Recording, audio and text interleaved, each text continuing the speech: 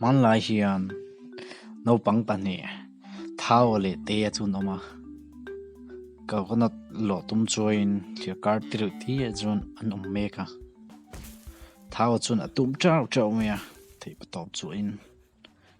ma se lo thi reng lo mai te kan ti mai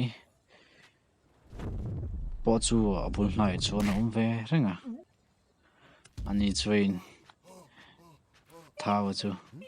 alo nui na sa thei em ya te chuin diffing tak main lon chuan lo mai tum chuin alon thei ta bi khau lo mai thao po chuan anui le ta or mai an te chun ngai tu na chadeu mai du siam shokin vom thlang a doran siam ve ngai boka an vom don ta nge lo thleng vom ta chet le ta lau mai thao po chuan nui le ta war mai ti ngai na vaka shelo chu ti ni te tla ka ni te lo chule nuwa chuin rilu thar puin thao le te chu thit le chuin ron noi ta chu ti loi tak mai chuin coconut pakhat chu ron tla ta hlo mai te chuan man tu me tlan thao chu sang zok tangi nge man khal ta thao chuin atui chu in ta te chuan rel ro manga bum ta thao chu so en te en lai da lak sak ta ko kon ain thao chuan ta vak me chu ti ain char chama je dan nu chuin thao chu chau da me te poi chim ve renga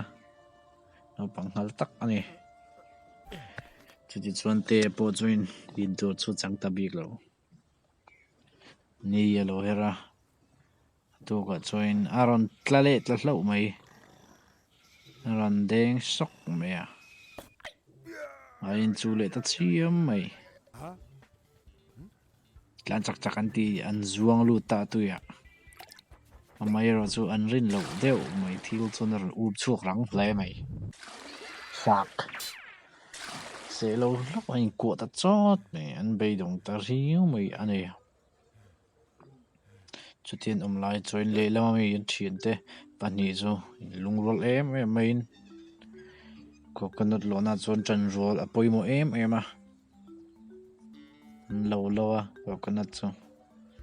naim pas ve me nom ti deu hian lo in chun va mu a te le lina kan ti me yang chu kaungi te pani kai nan rel run siam ve don ta ain rem siam ta chan roli chak na ni ati ate chuan ni ye ati ya ain rem siam ta chuti chuan long them mang chuin te zok chu alon chho don ta lin chuan an tum pop me van sang an clock chuan om fucha me te chuan tum plak saka ti kain an lo da treu mai chan rol hi chakna ni zi alang siang ple me te chuan zong thale nalin alo pom cha me lin a chuan chuan lim mai ka kana cha tui ti tak men in ta ni he cartoon atang hian chan rol chang kai zi te rin ton chang kai zi de kan shio me lo mo me in lo ena